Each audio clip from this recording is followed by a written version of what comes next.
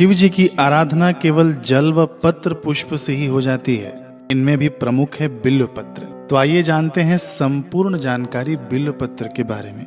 बिल्व पत्र कब तोड़ना चाहिए, बिल्व वृक्ष की उत्पत्ति कैसे हुई, बिल्व वृक्ष की अद्भुत महिमा आदि बहुत कुछ जानेंगे इस वीडियो के माध्यम से। पूरा सुन लेना। शास्त्र कहते हैं कि त्रिदलम त्रिगुणाकारम त्रिनेत्रम च त्रयायुधम त्रिजन्म पाप संहारम बिल्व पत्रम शिवार्पणम। इसका अर्थ होता है कि 3 दल वाला सत्व रज एवं तम स्वरूप, सूर्य चंद्र अग्नि त्रिनेत्र रूप और आयुध त्रय स्वरूप तथा तीनों जन्मों के पापों को नष्ट करने वाला बिल्व पत्र मैं भगवान शिव को समर्पित करता हूँ। इस श्लोक के अनुसार बिल्व पत्र 3 जन्मों के पापों को नष्ट करने का सामर्थ्य रखता है। अग्नि पुराण में बिल्व पत्र की उत्पत्ति संबंधी एक कथा आती है। महर्षि भृगु की जो धेनु है वही पृथ्वी पर गौ रूप में प्रकट हुई। उसी के गोबर से बिल्व वृक्ष की उत्पत्ति हुई। उस बिल्व वृक्ष से ही श्री उत्पन्न हुई, यानी लक्ष्मी जी उत्पन्न हुई। इसलिए बिल्व फल को श्रीफल भी कहा जाता है।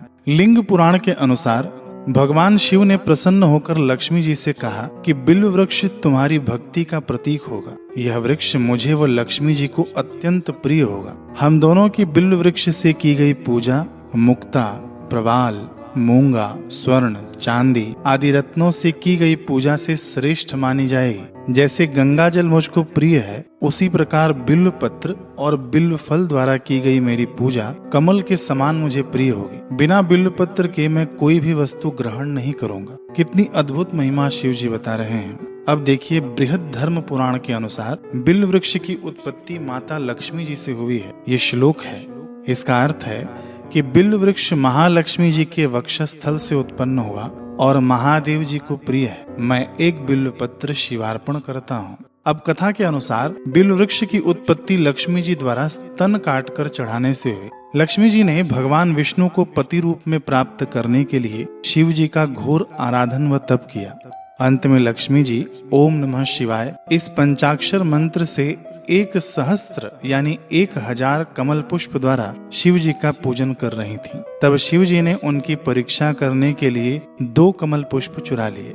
लक्ष्मी जी ने 1 कमल पुष्प कम होने पर अपना बायां वक्षस्थल काटकर शिव जी पर चढ़ा दिया, क्योंकि स्तन की उपमा कमल से की जाती है। जब लक्ष्मी जी दूसरा कमल अर्पण करने के लिए अपना दायां वक्षस्थल भी काटने को उद्यत हुई, तब शिव जी प्रकट हो गए और लक्ष्मी जी से बोले कि तुम ऐसा मत करो, तुम समुद्र तनया हो। वैसे भी भगवान शिव आदि शल्य चिकित्सक हैं। नॉर्मल भाषा में समझें तो भगवान शिव जी प्राचीन सर्जन हैं। उन्होंने गणेश जी को हाथी का और दक्ष प्रजापति को बकरे का मुख लगाया था। अतः शिव कृपा से लक्ष्मी जी का बायां स्तन ज्यों का त्यों हो गया। शिव जी ने लक्ष्मी जी को वरदान देते हुए कहा कि समुद्र तनये तुम्हारा मनोरथ पूर्ण होगा। भगवान विष्णु तुम्हारा वरण करेंगे। लक्ष्मी जी ने कटे हुए स्तन को पृथ्वी में गाड़ दिया, जिससे एक वृक्ष उत्पन्न हुआ, जिसके पत्तों में 3 दल हैं व गोल फल लगता है। बिल्व फल को ब्रह्मा, विष्णु व महेश भी न पहचान सके। यह वृक्ष व उसका फल ब्रह्मा जी की सृष्टि से भी परे है। इतनी अद्भुत महिमा है इस बिल्व वृक्ष की। बिल्व वृक्ष साक्षात लक्ष्मी स्वरूपा है। इसी बात की पुष्टि ऋग्वेद में भी होती है। इस श्लोक के अनुसार श्री सूक्त में आता है कि हे सूर्य के समान कांति वाली महालक्ष्मी, वृक्षों में श्रेष्ठ मंगलमय बिना फूल के फल देने वाला बिल्व वृक्ष तुम्हारे ही तप से उत्पन्न हुआ है। उस बिल्व वृक्ष के फल हमारे बाहरी और भीतरी यानी मन व संसार के दारिद्र्य को दूर करें। ऐसी प्रार्थना ऋग्वेद में की गई है। महाराज, इस बिल्व फल की ऐसी अद्भुत महिमा है कि एक बार यदि आपने बेल का फल खाया और उसके 27 दिन के भीतर यदि आपकी मृत्यु हो जाए तो उस व्यक्ति की दुर्गति नहीं हो सकती। एक बार बिल्व फल भीतर जाने से 27 दिन तक उसका दिव्य प्रभाव होता है। उस व्यक्ति की सद्गति हो जाती है। जूता चप्पल पहनकर बिल्व वृक्ष के पास नहीं जाना चाहिए। बिना स्नान किए हुए बिल्व वृक्ष का स्पर्श नहीं करना चाहिए। बिल्व वृक्ष के स्पर्श और पूजन का मंत्र भी है श्री फलाय नमः, श्री द्रुमाय नमः, श्री फलाय नमः, श्री द्रुमाय नमः। श्री फलाय नमः, श्री द्रुमाय नमः। ये मंत्र है। श्री का अर्थ होता है लक्ष्मी और द्रुम का अर्थ होता है वृक्ष। ये मंत्र को पढ़कर ही पत्र तोड़ने चाहिए या स्पर्श करना चाहिए। श्री फलाय नमः, श्री द्रुमाय नमः। बिल्व वृक्ष के नीचे 68 करोड़ तीर्थों का निवास होता है। पत्र में भगवान विष्णु, महेश व ब्रह्मा जी का वास होता है। बिल्व वृक्ष के नीचे बैठकर जप करने से शीघ्र ही मंत्र सिद्धि होती है। शिव जी की मूर्ति या शिवलिंग आपके पास यदि न हो और आपने बिल्व वृक्ष का पूजन कर लिया तो मानो आपने शिव जी का पूजन कर लिया। बिल्व वृक्ष की पूजा और दीपदान यदि रविवार और द्वादशी के दिन शाम की संध्या में की जाए, यानी बिल्व वृक्ष के नीचे यदि आप तिल के तेल का दीपक जला दें, घी का दीपक जला दें, तो आपका ब्रह्म हत्या जैसा पाप भी नष्ट हो जाता है। इतना सामर्थ्य है बिल्व वृक्ष के पूजन में। अब आगे भी हम सुनेंगे। बेल पत्रों द्वारा शिव जी का पूजन सभी मनोकामनाओं की पूर्ति करने वाला एवं संपूर्ण दारिद्र्य का नाश करने वाला है। बेल पत्र चढ़ाने का वही फल है जो एक कमल पुष्प चढ़ाने का है। बेलपत्र से बढ़कर शिव जी को प्रसन्न करने वाली दूसरी कोई वस्तु नहीं है। जो मनुष्य ओम नमः शिवाय इस पंचाक्षर मंत्र से अखंड बेल पत्रों द्वारा भगवान शिव का पूजन करता है, वह इस लोक में ऐश्वर्यवान होकर अंत में शिवलोक को प्राप्त होता है। बिल्व वृक्ष के दर्शन, स्पर्श और वंदन से मनुष्य सभी पापों से मुक्त हो जाता है। अंत समय में मनुष्य के सारे शरीर में बिल्व वृक्ष के मूल की मिट्टी लगा देने से व्यक्ति परम गति प्राप्त करता है। कृष्ण पक्ष की अष्टमी को देखिए, इसको कालाष्टमी भी कहते हैं। ये कृष्ण पक्ष की जो अष्टमी होती है उसकी बात हो रही है।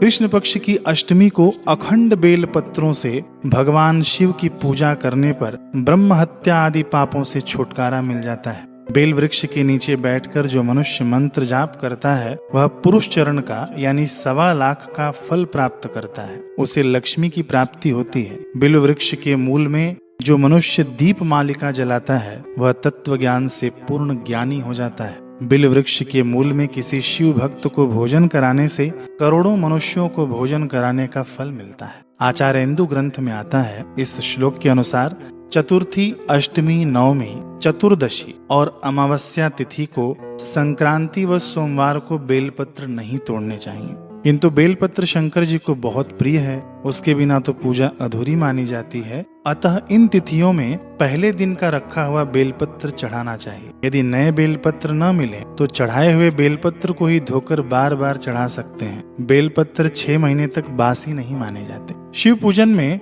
बिल्वपत्र चढ़ाते समय कई बातों का ध्यान भी रखना चाहिए। सबसे पहला है, बेलपत्र छिद्र रहित होना चाहिए, यानी कटा पिटा ना हो। 3 पत्ते वाले कोमल अखंड बिल्व पत्रों से भगवान शिव की पूजा करनी चाहिए। बिल्व पत्र में चक्र व वज्र नहीं होना चाहिए।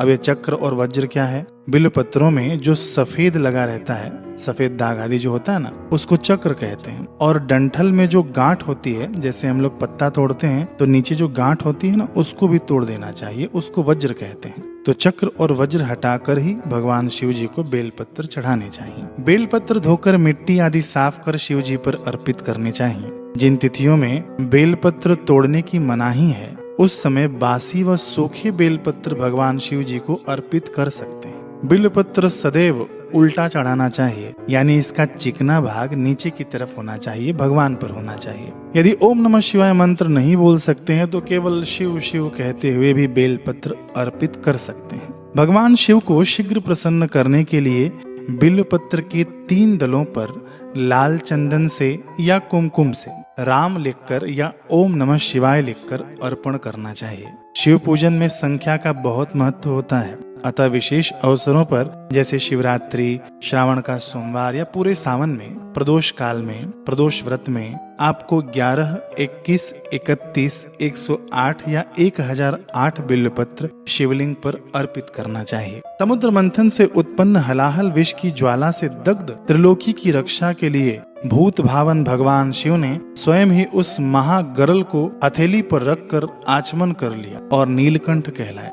उस विष की अग्नि को शांत करने के लिए भगवान शिव पर ठंडी वस्तुएं चढ़ाई जाती हैं, जैसे जल, गंगा जल, दूध, बेलपत्र, गुलाब जल आदि। इससे भगवान शिव का मस्तक शीतल रहता है। शिव पुराण में कहा गया है कि यदि पूजन में अन्य कोई वस्तु उपलब्ध न हो तो बिल्वपत्र ही समर्पित कर देना चाहिए। शिव जी को बिल्वपत्र अर्पित करने से ही पूजा सफल और संपूर्णता को प्राप्त होती है। आपको कोई पूजा का विधान नहीं आता हो तो केवल एक लोटा आप जल चढ़ा देना। यदि जल भी ना मिले तो केवल आप एक बेलपत्र उठाकर शिव जी पर रख देना, आपकी पूजा संपूर्ण मानी जाती है, शास्त्र कह रहे हैं। आशा करते हैं कि बेलपत्र और बेल वृक्ष की अनुपम महिमा को श्रवण करके आप इससे अवश्य लाभान्वित हुए होंगे या भविष्य में होंगे। ये जानकारी आप औरों तक भी शेयर कर देना और हमारे इस चैनल से जुड़े रहना, औरों को भी जोड़ना। हरे कृष्ण।